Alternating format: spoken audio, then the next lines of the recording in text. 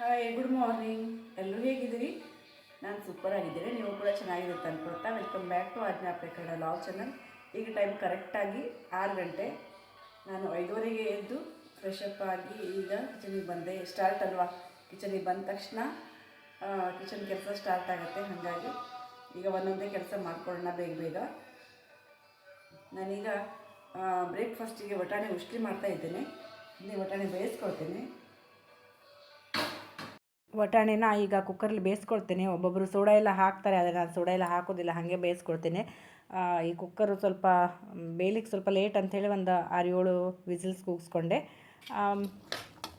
ಉಷ್ಟ್ರಿ ಕೂಡ ರೆಡಿ ಆಯಿತು. ಉಷ್ಟ್ರಿ ಮತ್ತೆ ನಿಮಗೆ ತೋರಿಸಲಿಲ್ಲ, ಯಾಕಂದರೆ ರೆಸಿಪಿ ನಿಮ್ಗೆ ಶೇರ್ ಮಾಡಿದ್ದೆ ಆವಾಗಲೇ, ಹಾಗಾಗಿ ನಾನು ಮತ್ತೀಗ ತೋರಿಸಲಿಲ್ಲ.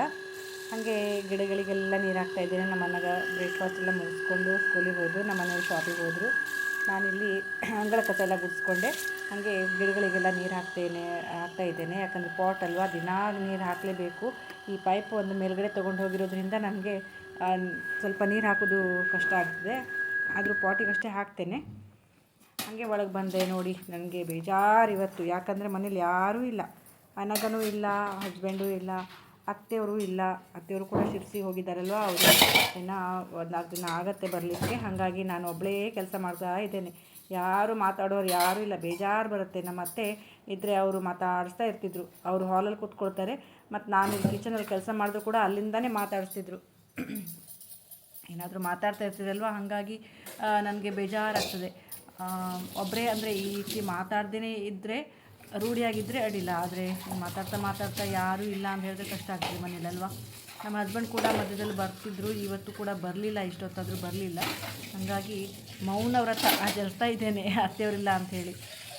ಏನು ಮಾಡೋದು, ಅವರು ಹೋಗಬೇಕಲ್ವ. ನಾವು ಇಲ್ಲಿದ್ದಾಗಲೂ ಅವ್ರಿಗೆ ಬೇಜಾರು ಬರುತ್ತಂತೆ. ಅವರು ಹಾಗೆ ಹೇಳ್ತಾರೆ, ನೀವು ಊರಿಗೆ ಹೋದರೂ ಕೂಡ ನನಗೆ ಹಾಗೆ ಬೇಜಾರು ಬರುತ್ತೆ, ನಾನು ಹೊರಗಡೆ ಕೂತ್ಕೊಂಡಿರ್ತೇನೆ ಅಂತ ಹೇಳ್ತಾರೆ. ಹೌದಲ್ವ, ಪಾಪ ಅವರಿಗೂ ಕೂಡ ಬೇಜಾರು ಬರುತ್ತೆ ನಾವಿಲ್ಲ ಅಂದರೆ. ಆದರೆ ನಾವು ಹೋಗುವಲ್ಲಿ ಹೋಗಬೇಕು, ಅವರು ಹೋಗುವಲ್ಲಿ ಹೋಗಬೇಕಲ್ವ, ಸೊ ಅನಿವಾರ್ಯ. ಹಾಗೆ ಪಾತ್ರೆ ಎಲ್ಲ ನಾನು ಒರೆಸಿ ನೀಟಾಗಿ ಜಾಗದಲ್ಲಿ ಇಡ್ತಾ ಇದ್ದೇನೆ. ಯಾಕಂದರೆ ಅದು ಹಾಗೆ ಒಂದು ಜಾಗದಲ್ಲಿ ಇಟ್ಬಿಟ್ರೆ ಬೇಗ ಬೇಗ ಯಾವುದು ಬೇಕು ಆ ಪಾತ್ರೆ ಸಿಗುತ್ತೆ ನಮಗೆ ಬೇಕಾದವಾಗ. ಇಲ್ಲಾಂದರೆ ಮತ್ತೆ ಹುಡುಕ್ತಾ ಇರಬೇಕು, ಅಲ್ಲಿದೆಯಾ ಇಲ್ಲಿದೆಯಾ ಅಂಥೇಳಿ.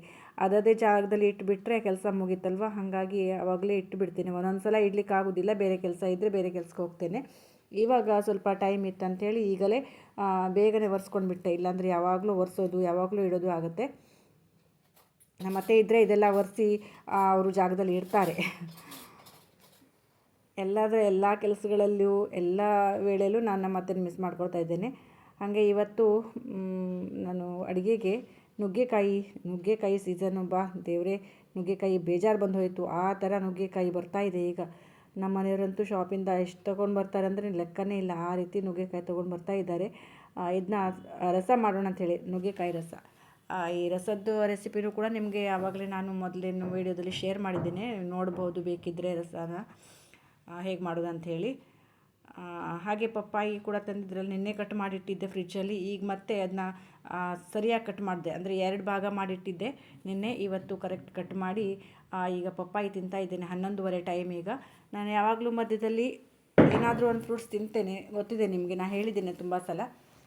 ಆರೆಂಜ್ ಇದ್ದರೆ ಆರೆಂಜು, ಆ್ಯಪಲ್ ಇದ್ದರೆ ಆ್ಯಪಲ್ಲು, ಏನು ಫ್ರೂಟ್ಸ್ ಇದೆ ಅದನ್ನ ತಿಂತೇನೆ. ಹಾಗಾಗಿ ಪಪ್ಪಾಯಿ ಕೂಡ ಇತ್ತು, ಕಟ್ ಮಾಡಿಕೊಂಡು ಈಗ ತಿಂತಾ ಇದ್ದೇನೆ.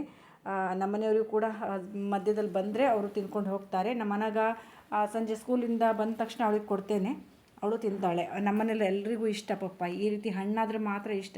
ಒಂದೊಂದು ಸಪ್ಪಗಿರುತ್ತೆ, ಅದು ಇಷ್ಟ ಆಗೋದಿಲ್ಲ. ಆದರೆ ಇದು ತುಂಬ ರುಚಿ ಇತ್ತು, ಕಲರ್ಫುಲ್ಲು, ಹಾಗೂ ರುಚಿಗೂ ಕೂಡ ಆ ರೀತಿ ಸಿಹಿಯಾಗಿ ಇತ್ತು. ತುಂಬ ಚೆನ್ನಾಗಿತ್ತು ಪಪ್ಪಾಯಿ. ಇದು ನೋಡಿ, ಬೆಳಿಗ್ಗೆ ವಟಾಣಿ ಉಸ್ಲಿ ಮಾಡಿದ್ನಲ್ವ, ಅದರ ಸಾರಿಗೆ ಒಗ್ಗರಣೆ ಹಾಕ್ಕೊಳ್ತೇನೆ ಈಗ. ಹಸಿಮೆಣಸು 2 ಹಸಿಮೆಣಸು ಹಾಕ್ಕೊಂಡೆ. ಇದು ನೋಡಿ ಕೋಕಮ್, ಹುಳಿಗೆ ಹುಣಸೆ ಹಣ್ಣಿನ ರಸ ಕೂಡ ಹಾಕಿದ್ರೆ ಆಗುತ್ತೆ. ನಾನು ಇದಿತ್ತಲ್ವ, ಹಾಗಾಗಿ ಇದು ಹಾಕ್ಕೊಂಡೆ. ಸ್ವಲ್ಪ ಉಪ್ಪು ಹಾಕ್ಕೊಂಡೆ. ಈಗ ಇದಕ್ಕೆ ಒಂದು ಸಾರು ಮಾಡ್ಕೊಂಡ್ಬಿಟ್ರೆ ಆಯಿತು. ಹಾಗೆ ವೇಸ್ಟ್ ಮಾಡೋದು ಬೇಡ ಅಂಥೇಳಿ ಸಾರು ಮಾಡೋಣ ಅಂತ ಅಂದ್ಕೊಂಡೆ. ಮತ್ತು ತಿಳಿ ಸಾರಲ್ವ, ಈ ಬೇಸಿಗೆಲೆಲ್ಲ ತುಂಬ ಚೆನ್ನಾಗಿರುತ್ತೆ. ಇದು ವೈಟ್ ರೈಸಿಗಂತೂ ತುಂಬ ಚೆನ್ನಾಗಿರುತ್ತೆ. ಆದರೆ ನಮ್ಮನೇಲಿ ಇವತ್ತು ಕುಚ್ಚಲಕ್ಕಿ ಅನ್ನೋ ಪರವಾಗಿಲ್ಲ, ಆಗುತ್ತೆ. ಹಾಗೆ ಇದಕ್ಕೆ ಬೆಳ್ಳುಳ್ಳಿ ಒಗ್ಗರಣೆ ಕೂಡ ಹಾಕೋತಾ ಇದ್ದೇನೆ. ಸಾಸಿವೆ ಒಗ್ಗರಣೆ ಹೀಗೆಲ್ಲ ಹಾಕ್ಕೊಂಡ್ರೆ ಅದು ಚೆನ್ನಾಗಿರೋದಿಲ್ಲ, ಬರೋ ರುಚಿ ಆಗೋದಿಲ್ಲ. ಅದಕ್ಕೆ ಈ ಸಾರಿಗೆ ಇದೇ ಬೆಳ್ಳುಳ್ಳಿ ಒಗ್ಗರಣೆ ಕೊಟ್ಟರೆ ಚೆನ್ನಾಗಿರುತ್ತೆ. ನಾವು ಯಾವಾಗಲೂ ಇದೇ ರೀತಿ ಮಾಡೋದು. ಹಾಗೆ ಈಗ ನುಗ್ಗೆಕಾಯಿ ರಸ ಮಾಡೋಣ ಅಂತ ಹೇಳಿ ಬಂದೆ. ಇದು ತೆಂಗಿನೆಣ್ಣೆ, ನಾವು ಯಾವಾಗಲೂ ತೆಂಗಿನೆಣ್ಣೆ ಯೂಸ್ ಮಾಡೋದು. ಒಂದೊಂದು ಸಲ ತೆಂಗಿನೆಣ್ಣೆ ಖಾಲಿ ಆಗಿಬಿಟ್ರೆ ಮಾತ್ರ ಬೇರೆ ಎಣ್ಣೆನ ಯೂಸ್ ಮಾಡೋದು. ಇದು ನೋಡಿ, ತೆಂಗಿನೆಣ್ಣೆ ಹಾಕಿದರೆ ಮಾತ್ರ ಈ ರೀತಿ ಹೊಗೆ ಥರ ಬರುತ್ತೆ, ಯಾಕೆನೋ ಗೊತ್ತಿಲ್ಲ. ಹಾಗೆ ಇದಕ್ಕೆ ಒಗ್ಗರಣೆ ಹಾಕ್ಕೊಂಡೆ. ಸಾಸಿವೆ, ಹಿಂಗು ಮತ್ತು ಉದ್ದಿನಬೇಳೆ, ಮೆಂತೆ ಇಷ್ಟನ್ನು ಒಗ್ಗರಣೆ ಹಾಕ್ಕೊಳ್ತೇನೆ. ಚೆನ್ನಾಗಿ ಫ್ರೈ ಆಗಬೇಕು. ಆದಮೇಲೆ ಕರಿಬೇವು ಸ್ವಲ್ಪ ಹಾಕ್ಕೊಳ್ಬೇಕು. ಇನ್ ಡೀಟೇಲ್ಸ್ ಆಗಿ ನಿಮಗೆ ಒಂದು ನನ್ನ ವಿಡಿಯೋದಲ್ಲೂ ಕೂಡ ಹಾಕಿದ್ದೇನೆ, ನಾವು ನೋಡ್ಬೋದು, ಶಾರ್ಟಲ್ಲೂ ಕೂಡ ಇದೆ. ಹಾಗೆ ನುಗ್ಗೆಕಾಯಿ ಕಟ್ ಮಾಡ್ಕೊಂಡು ತೊಳೆದು ಚೆನ್ನಾಗಿ ಹಾಕ್ಕೊಂಡೆ. ಆಮೇಲೆ ಸ್ವಲ್ಪ ನೀರು ಹೆಚ್ಚಿಗೆ ಹಾಕ್ಕೊಂಡೆ. ಹಾಗೆ ಇವತ್ತು ಬಾತ್ರೂಮನ್ನು ಕ್ಲೀನಾಗಿ, ಅಂದರೆ ಡೀಪ್ ಕ್ಲೀನ್ ಮಾಡಿದೆ. ಡೈಲಿ ಬಾತ್ರೂಮ್ ತೊಳೆಯೋದೇನೆ, ಆದರೂ ಇವತ್ತು ಡೀಪಾಗಿ ಕ್ಲೀನ್ ಮಾಡಿದೆ. ಒಂದು ತಿಂಗಳು ಆಗೋಯ್ತೇನೋ ಡೀಪ್ ಕ್ಲೀನ್ ಮಾಡ್ದೇನೆ. ನೋಡಿ ಎಷ್ಟು ಚೆನ್ನಾಗಿ ಹೊಳಿತಾ ಇದೆ, ಫಳ ಫಳ ಫಳ ಅಂತ ಬಾತ್ರೂಮ್ ಅಲ್ವಾ. ಬಾತ್ರೂಮು ವಾಶ್ರೂಮ್ ಎಲ್ಲ ಕ್ಲೀನಾಗಿರಬೇಕು ಯಾವಾಗಲೂ. ಹಾಗೆ ಇವತ್ತು ಮಷಿನಿಗೆ ಹಾಕಿದ್ದೆ ಬಟ್ಟೆ, ಅದನ್ನು ಕೂಡ ತೆಗೆದೆ, ಮಷಿನಲ್ಲಿ ಆಗಿತ್ತು. ಇದನ್ನ ಈಗ ಒಣಗಿಸ್ಬೇಕು. ಇದು ನೋಡಿ ಬೆಲ್ಲ, ನಮ್ಮ ವಿಜಯ ಅತ್ತಿಗೆ ಅವರು ಕೊಟ್ಟು ಕಳಿಸಿದ್ದು. ನಮ್ಮ ಅಕ್ಕ ಬಾವ ನಮ್ಮ ಅತ್ತೆ ಎಲ್ಲ ಶಿರ್ಸಿ ಜಾತ್ರೆಗೆ ಹೋಗಿದ್ರಲ್ವ, ಅವ್ರ ಮನೆಗೆ ಹೋಗಿದ್ರಂತೆ. ಹಾಗಾಗಿ ಇದು ನೋಡಿ ಪ್ಯೂರ್ ಬೆಲ್ಲ. ಇಂಥ ಬೆಲ್ಲ ಈ ಕಡೆ ನಮಗೆ ಸಿಗೋದು ಸ್ವಲ್ಪ ಕಷ್ಟನೇ. ಅವರು ಯಾವಾಗಲೂ ವರ್ಷ, ಅಂದರೆ 2 ವರ್ಷಕ್ಕೊಂದ್ಸಲ ಜಾತ್ರೆ ಆಗುತ್ತಲ್ವ, ಆ ಜಾತ್ರೆಗೆ ನಮಗೆ ಅವ್ರು ಹೋದಾಗ ನಮ್ಗೆ ಕೊಟ್ಟು ಕಳಿಸೋದೇನೆ. ತುಂಬ ಚೆನ್ನಾಗಿತ್ತು. ಇದು ನೋಡಿ ಬೆಳಿಗ್ಗೆನೇ ಸಂಕಷ್ಟಿ ಅಲ್ವಾ, ಬೆಳಿಗ್ಗೆನೇ ಇವತ್ತು ಸಂಕಷ್ಟಿ ಪ್ರಸಾದನ ಕೂಡ ಬಂದ್ಬಿಡ್ತು. ಫ್ರೆಂಡ್ಸ್, ಈಗ ಟೈಮು 2 ಗಂಟೆ. ನಾನು ಊಟ ಮಾಡಿದೆ, ಒಬ್ಬಳೇ ಕೂತ್ಕೊಂಡು ಊಟ ಮಾಡಿದೆ. ನನಗೆ ಬೇಜಾರಾಯಿತು, ಯಾರೂ ಇಲ್ಲ ಅಲ್ಲ ಊಟಕ್ಕೆ ಅಂತೇಳಿ. ಯಾಕಂದರೆ ನಮ್ಮ ಅತ್ತೆ ಯಾವಾಗಲೂ ನನ್ನ ಜೊತೆ ಕೂತ್ಕೊಂಡು ಊಟ ಮಾಡ್ತಿದ್ರು. ಇಲ್ಲಾಂದರೆ ನಾನು ಊಟ ಮಾಡಬೇಕಿದ್ರೆ ಆ ಕಡೆ ಈ ಕಡೆ ಇರ್ತಿದ್ರು ಅವರು, ಆಮೇಲೆ ಊಟ ಮಾಡಿದ್ರು ಕೂಡ. ಇಲ್ಲಾಂದರೆ ರಜೆ ಟೈಮಲ್ಲಿ ರವಿವಾರ ಇದ್ದರೆ, ಶನಿವಾರ ಇದ್ದರೆ ನಮ್ಮ ಅನಗ ಊಟಕ್ಕೆ ಇರ್ತಾಳೆ. ನಮ್ಮ ಮನೆಯವ್ರು ಇನ್ನೂ ಬಂದಿಲ್ಲ. ಒಂದು ಊಟ ಮುಗಿಸಿ ಅರ್ಧ ಗಂಟೆ ಆಯಿತು, ಅವರು ಇನ್ನೂ ಬಂದಿಲ್ಲ. ಅವರು 2:15 2:45 ಈ ರೀತಿ ಊಟ ಮಾಡ್ತಾರೆ, ಲೇಟ್ ಆಗುತ್ತೆ ಅವರಿಗೆ. ನಾನು ಒಬ್ಬಳೇ ಗುಮ್ಮನ್ ಥರ ಕೂತ್ಕೊಂಡು ಊಟ ಮಾಡಿದೆ. ನನಗೆ ಬೇಜಾರಾಯಿತು. ಮೇಲ್ಗಡೆ ಮನೆ ಕೆಲಸಕ್ಕೆ ಬಂದಿದ್ದಾರಲ್ಲ, ಅವರು ಸೌಂಡ್ ಮಾಡ್ತಾ ಇರ್ತಾರೆ. ಅದು ಕೆಲಸ ಅಂದರೆ ಬಳಿಯೋದು ಅಳಿಯೋದು ಎಲ್ಲ. ಆ ಸೌಂಡ್ ಬಿಟ್ಟರೆ ಮತ್ತೆ ಅಕ್ಕಪಕ್ಕದಲ್ಲಿ ಯಾವ ಸೌಂಡು ಇಲ್ಲ ನಮ್ಮ ಮನೇಲಿ. ನಮ್ಮ ಆ ಕಡೆ ಈ ಕಡೆ ಮನೇಲಿ ಕೂಡ ಯಾವ ಸೌಂಡು ಇಲ್ಲ. ಹಾಗಾಗಿ ತುಂಬ ಬೇಜಾರಾಗ್ತದೆ ಒಬ್ಬಳೇ ಇರೋದಂದರೆ, ಅನಿವಾರ್ಯ. ಈಗ ಟೈಮ್ ಸಂಜೆ 6 ಗಂಟೆ. ನಾನು ಹೂವಿನ ಮೊಕ್ಕೆ ತೊಗೊಳ್ಳೋಣ ಅಂತ ಬಂದೆ. ಇದು ನಮ್ಮನೆ ಹಿಂದುಗಡೆ ಇರುವಂಥ ಗಿಡ, ಮುತ್ತು ಮಲ್ಲಿಗೆ ಗಿಡ ಅಂತಾರಲ್ವ, ಆ ಗಿಡ ಇದು. ಇದಕ್ಕೆ ತುಂಬ ಮೊಕ್ಕೆ ಆಗುತ್ತೆ. ಈಗ ಸ್ವಲ್ಪ ಕಡಿಮೆ ಆಗಿದೆ, ಆದ್ರಂತೂ ಒಂದೊಂದು ಸ್ವಲ್ಪ ಹೆಚ್ಚಿಗೆ ಆಗುತ್ತೆ. ಗಿಡ ಒಂದು 2-3 ಗಿಡ ಅಷ್ಟೇ ಇದೆ, ಇದಕ್ಕೆ ತುಂಬ ಆಗುತ್ತೆ. ಹಾಗಾಗಿ ಮೊಕ್ಕೆ ತೊಗೊಂಡೋಗೋಣ ಅಂತ ಬಂದೆ. ಹಾಗೆ ಬಟ್ಟೆ ಎಲ್ಲ ಒಣಗಿತ್ತು, ಹಾಗಾಗಿ ಇದನ್ನ ಒಳಗೆ ತೊಗೊಂಡೋಗೋಣ ಅಂತ ಬಟ್ಟೆನೂ ತೆಗಿತಾ ಇದ್ದೇನೆ. ಅದು ಮಷೀನಿಗೆ ಹಾಕಿದ್ನಲ್ವ, ಹಾಗಾಗಿ ಡ್ರೈ ಆಗಿ ಬರುತ್ತೆ, ಏನು ಬೇಗ ಒಣಗುತ್ತೆ ಆವಾಗ. ಹಾಗಾಗಿ ಬೇಗ ಚೆನ್ನಾಗಿ ಒಣಗಿದೆ ಎಲ್ಲ ಬಟ್ಟೆನೂ ತೊಗೊಂಡು ಒಳಗೆ ಹೋಗ್ತೀನಿ ಈಗ. ಹಾಗೆ ನಾಳೆ ದೋಸೆ ಮಾಡೋಣ ಅಂಥೇಳಿ, ಸಿಹಿ ದೋಸೆ. ಹಾಗಾಗಿ ಅಕ್ಕಿ ಮತ್ತು ಅದಕ್ಕೆ ಮೆಂತೆ ಅದನ್ನು ಕೂಡ ಹಾಕ್ಕೊಂಡು ನೆನೆಸ್ಕೊಳ್ತಾ ಇದ್ದೀನಿ. ಈಗ 6 ಗಂಟೆಗೆ ತಲೆ ಕೂಡ ಬಾಚ್ಕೊಂಡಾಯಿತು, ಜಡೆ ಹಾಕ್ಕೊಂಡೆ. ಇದು ನೋಡಿ ಬೆಳಿಗ್ಗೆ ಮುಡ್ಕೊಂಡಿರುವಂಥ ಹೂವು. ಇದು ಯಾವ ರೀತಿ ಆಗಿದೆ, ಭಟ್ಕಳ ಮಲ್ಲಿಗೆ ಹೂವು. ಇದು ನೂಲು ಮಾತ್ರ ಕಾಣ್ತಾ ಇದೆ, ಎಲ್ಲ ಉದುರು ಹೋಗಿದೆ. ಈ ಹೂವೇ ಆ ಥರ ಆಗುತ್ತೆ ಯಾವಾಗಲೂ ಕೂಡ ಮುಡ್ಕೊಂಡ್ರೆ. ಹಾಗಾಗಿ ಸಣ್ಣದಾಗಿ ಮಡ್ಚಿ ಮುಡ್ಕೊಂಡಿದ್ದೇನೆ ನೋಡಿ. ಈಗ ಆವಾಗ ಸ್ವಲ್ಪ ಉದ್ದಕ್ಕೆ ಬಿಟ್ಟಿದ್ದೆ, ಹಾಗಾಗಿತ್ತು. ಈಗ ಮಡ್ಚ್ಕೊಂಡು ಮುಡ್ಕೊಂಡ್ರಿಂದ ಕರೆಕ್ಟಾಗಿದೆ. ಜಡೆ ಹಾಕ್ಕೊಂಡ್ರೆ ಕರೆಕ್ಟ್ ಆಗುತ್ತೆ. ನಿಮಗೇನೋ ತೋರಿಸ್ತೇನೆ ನೋಡಿ. ನಮ್ಮ ಮನೆಯಿಂದ ನೋಡಿ, ಗೇಟಿಂದ ಒಂದು 10 ಹೆಜ್ಜೆ ಹೋದರೆ ಈ ಎಂತ ಅಂತಾರೆ ಅದಕ್ಕೆ, ಬುಗುರೆ ಹಣ್ಣಿನ ಗಿಡ ಇದೆ. ಒಂದಲ್ಲ 2-3 ಗಿಡ ಇದೆ ನೋಡಿ. ಬುಗುರೆಕಾಯಿ ಆಗಿದೆ, ಬೋರೆಕಾಯಿ ಅಂತಾರಲ್ವ. ನೋಡಿ ಎಷ್ಟು ಚೆನ್ನಾಗಿ ಕಾಯಿ ಆಗಿದೆ. ಹೆಚ್ಚು ಹಣ್ಣಾಗಲಿಲ್ಲ. ಅದು ಮೇಲ್ಗಡೆ ಆದರೆ ನಮಗೆ ತೆಗಿಲಿಕ್ಕೆ ಆಗೋದಿಲ್ಲ. ಈಗ ಯಾರೂ ತಿನ್ನೋದಿಲ್ಲ. ನಾವು ಚಿಕ್ಕವರಿದ್ದಾಗೆಲ್ಲ ಎಷ್ಟು ತಿಂತಿದ್ವಿ. ನಮ್ಮ ಮನೆಯಲ್ಲೆಲ್ಲ ಇರಲಿಲ್ಲ, ನಾವು ಬೇರೆ ಮನೆಗೆ ಹೋಗಿ ತೊಗೊಂಡು ಬಂದು ತಿಂತಿದ್ವಿ ನೋಡಿ. ಹಾಗೆ ಬೋರೆಕಾಯಿ ತಿಂತ ಮೇಲ್ಗಡೆ ಮನೇಲಿ ಗಿಲಾಯಿ ಕೆಲಸ ಮಾಡ್ತಾಯಿದ್ರಲ್ವ, ಏನು ಮಾಡಿದ್ರು ಅಂತ ನೋಡ್ಕೊಂಡು ಹೋಗೋಣ ಅಂತ ಬಂದೆ. ನೋಡಿದರೆ ಅಲ್ಲಿ ಒಳಗಡೆಯಿಂದ ಏನು ಗಿಲಾಯಿ ಮಾಡಿಲ್ಲ, ಹೊರಗಡೆಯಿಂದ ಎಲ್ಲ ಗಿಲಾಯಿ ಮಾಡಿದರು. ನೋಡೋಣ ಅಂತ ಬಂದೆ. ನೋಡಿಕೊಂಡು ವಾಪಸ್ ಕೂಡ ಹೋದೆ, ಏನೂ ಕಾಣಿಸ್ಲಿಲ್ಲ. ಅಲ್ಲಿ ಕೆಳಗಡೆ ನಿಂತ್ಕೊಂಡ್ರೆ ಮಾತ್ರ ಕಾಣಿಸುತ್ತೆ. ನಾನು ದೇವ್ರಿಗೆ ದೀಪ ಹಚ್ಚಿ ಭಜನೆ ಎಲ್ಲ ಮುಗಿಸ್ಕೊಂಡು ಅನ್ನ ಎಲ್ಲ ಬಿಸಿ ಮಾಡಿಕೊಂಡು ಈಗ ಒಳಗಡೆ ಬಂದೆ. ನಮ್ಮ ಮನೆಗೆ ಸ್ಟಡಿ ಮಾಡ್ತಾ ಇದ್ದಾಳೆ, ಅವಳಿಗೆ ಎಕ್ಸಾಮ್ಸ್ ಹತ್ರ ಅಲ್ವಾ, ಈಗ ಸ್ಟಡಿ ಮಾಡೋದು ಜೋರು ಅವಳು. ಹಾಗೆ ನಾನು ಎಲ್ಲ ಬಟ್ಟೆನೆಲ್ಲ ಮಡಚಿಟ್ಟೆ, ಅದನ್ನು ಬೇರೆ ಬೇರೆ ಮಾಡಿ ಅವರ ಜಾಗದಲ್ಲಿ ಇಟ್ಕೊಂಡ್ಬಿಟ್ಟೆ. ಒಂದೇ ಕಡೆ ಇಟ್ಟರೆ ಗೊತ್ತಾಗೋದಿಲ್ಲ, ಹುಡುಕ್ತಾ ಇರಬೇಕು. ಹಾಗಾಗಿ ಬೇರೆ ಬೇರೆ ಬಟ್ಟೆನೇ ಇಡ್ತೇವೆ ನಾವು, ಬೇರೆ ಬೇರೆ ಇಡ್ತೇವೆ. ನಮ್ಮ 3 ಜನರದ್ದು ಕೂಡ ಬಟ್ಟೆ ಕೂಡ ಇಟ್ಕೊಂಡಾಯಿತು. ಹಾಗೆ ಈಗ 7 ಗಂಟೆ ನಾನು ಕಿಚನಿಗೆ ಬಂದೆ. ಇವತ್ತು ಸ್ವಲ್ಪ ಕಿಚಡಿ ಮಾಡೋಣ ಅಂಥೇಳಿ ಹೆಸರುಬೇಳೆ ಮತ್ತು ಅಕ್ಕಿ ಅಂದರೆ ಸಮ ಪ್ರಮಾಣದಲ್ಲಿ ಎರಡನ್ನೂ ಕೂಡ ಹಾಕ್ಕೊಂಡು ಕಿಚಡಿ ಮಾಡೋಣ ಅಂಥೇಳಿ ತುಂಬ ಚೆನ್ನಾಗಿರುತ್ತೆ. ಹಾಗೆ ಇವತ್ತು ಸಂಜೆ ಕಿಚಡಿ ಮಾಡಬೇಕಂತ ಹೇಳಿ ನಾನು ಅನ್ನ ಕೂಡ ತುಂಬ ಕಡಿಮೆ ಮಾಡಿದ್ದೆ ಮಧ್ಯಾಹ್ನ. ಹಾಗಾಗಿ ಕಿಚಡಿ ಮಾಡ್ಕೊಳ್ತಾ ಇದ್ದೇನೆ. ಕಿಚಡಿ ಕೂಡ ಎಲ್ಲ ರೆಡಿ ಮಾಡ್ಕೊಂಡಿದ್ದೆ. ಇದ್ರ ವಿಡಿಯೋ ಕೂಡ ನಿಮಗೆ ನಾನು ಮೊದಲನೇ ವಿಡಿಯೋದಲ್ಲಿ ನಾನು ಶೇರ್ ಮಾಡಿದ್ದೀನಿ, ಒಂದು 4-5 ದಿನ ಹಿಂದೆ ಶೇರ್ ಮಾಡಿದ್ದೀನಿ. ನೀವು ಬೇಕಿದ್ರೆ ನೋಡ್ಬೋದು. ತುಂಬ ಚೆನ್ನಾಗಿರುತ್ತೆ, ಅಂದರೆ ತುಂಬ ಟೇಸ್ಟಿಯಾಗಿರುತ್ತೆ ಈ ಕಿಚಡಿ. ಹಾಗಾಗಿ ನನಗೆ ಮತ್ತೆ ಮತ್ತೆ ಮಾಡೋಣ ಅನಿಸ್ತು, ಮತ್ತೆ ಮತ್ತೆ ತಿನ್ನೋಣ ಅನಿಸ್ತು. ಸೊ ಹಾಗಾಗಿ ಕಿಚಡಿ ಮಾಡೋಣ ಅಂಥೇಳಿ. ನಮ್ಮ ಮಗನಿಗೂ ಇಷ್ಟ, ನಮ್ಮಲ್ಲಿ ಎಲ್ಲರೂ ಇಷ್ಟ. ಈ ರೈಸ್ ಐಟಮ್ಸ್ ಎಲ್ಲ ಎಲ್ರಿಗೂ ಇಷ್ಟಪಟ್ಟು ತಿಂತೇವೆ.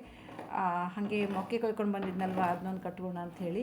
ಬೆಳಿಗ್ಗೆ ಎಲ್ಲ ಕಟ್ಲಿಕ್ಕೆ ಆಗೋದಿಲ್ಲ, ಟೈಮ್ ಸಿಗೋದಿಲ್ಲ. ಹಾಗಾಗಿ ಈಗಲೇ ಕಟ್ಕೊಂಡೆ. ನಮ್ಮ ಮನೆಗೆ ಓದಿ ಸುಸ್ತಾಯ್ತಂತೆ ಅವಳಿಗೆ. ಹಾಗಾಗಿ ಸ್ವಲ್ಪ ರಿಲ್ಯಾಕ್ಸ್ ಆಗೋಣ ಅಂಥೇಳಿ ಅವಳು ಟಿ ವಿ ಹಚ್ಚಿದ್ಲು.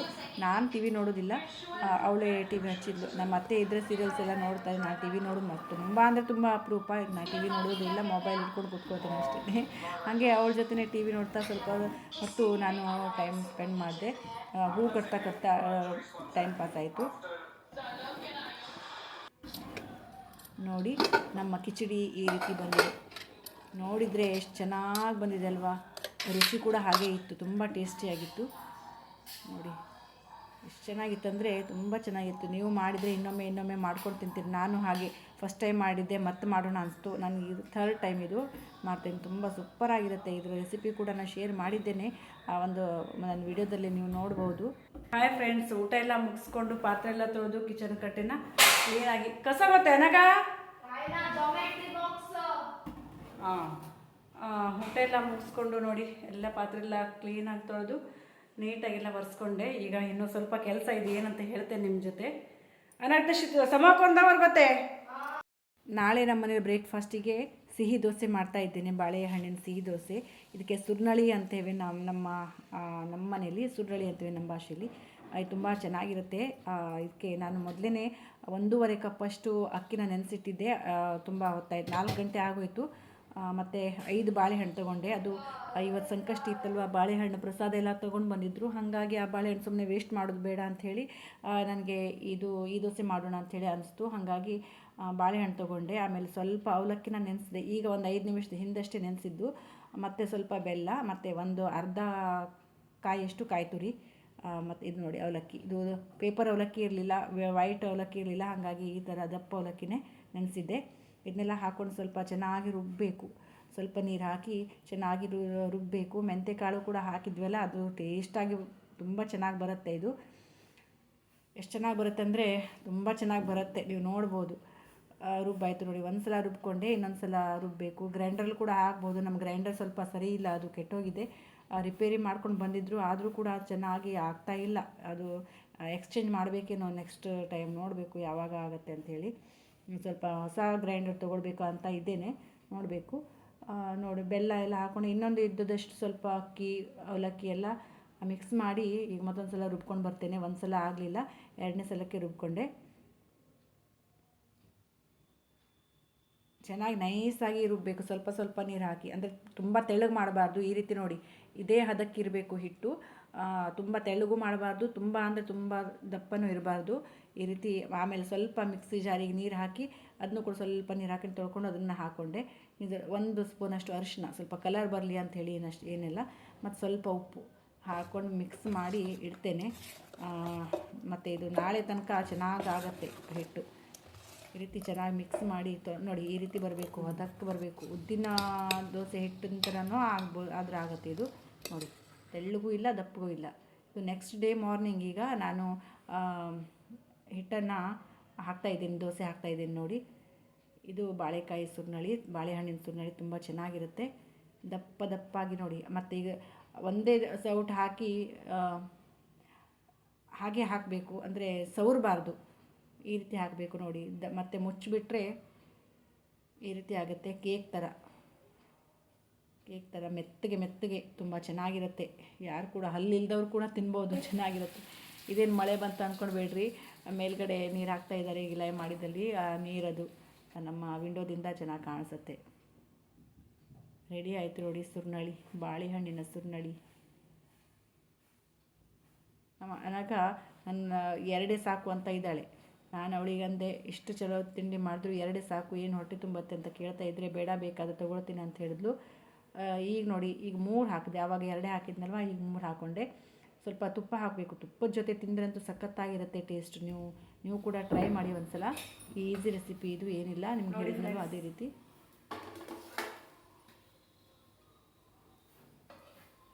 ನೋಡಿ ಸುರ್ನಳಿಗಳು ರೆಡಿಯಾಗಿದೆ. ನೋಡಿ ಫ್ರೆಂಡ್ಸ್, ಬಿಸಿ ಬಿಸಿ ಸುರ್ನಳಿ ಬಾಳೆಹಣ್ಣಿನ ಸಿಹಿ ದೋಸೆ ರೆಡಿಯಾಗಿದೆ. ಇದಕ್ಕೆ ತುಪ್ಪ ಹಾಕೊಳ್ತೇನೆ.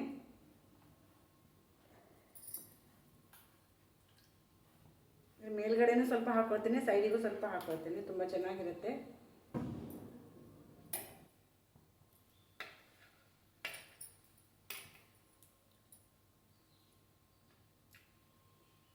ಟೇಸ್ಟ್ ಮಾತ್ರ ಸೂಪರ್ ಆಗಿದೆ. ನೀವು ಮಾಡಿ ತಿನ್ನಿ. ಬಾಳೆಹಣ್ಣಿನ ಸುರ್ನಳಿಯೊಂದಿಗೆ ವಿಡಿಯೋನ ಇಲ್ಲೇ ಎಂಡ್ ಮಾಡ್ತೇನೆ ಫ್ರೆಂಡ್ಸ್. ವಿಡಿಯೋ ಇಷ್ಟ ಆದರೆ ಒಂದು ಲೈಕ್ ಮಾಡಿ, ಶೇರ್ ಮಾಡಿ, ಕಮೆಂಟ್ ಮಾಡಿ, ಚಾನೆಲ್ನ ಸಬ್ಸ್ಕ್ರೈಬ್ ಮಾಡ್ಕೊಂಡು ನೋಡಿ, ಸಪೋರ್ಟ್ ಮಾಡಿ. ಇಲ್ಲಿವರೆಗೆ ವಿಡಿಯೋ ನೋಡಿದ್ದಕ್ಕೆ ಥ್ಯಾಂಕ್ ಯು.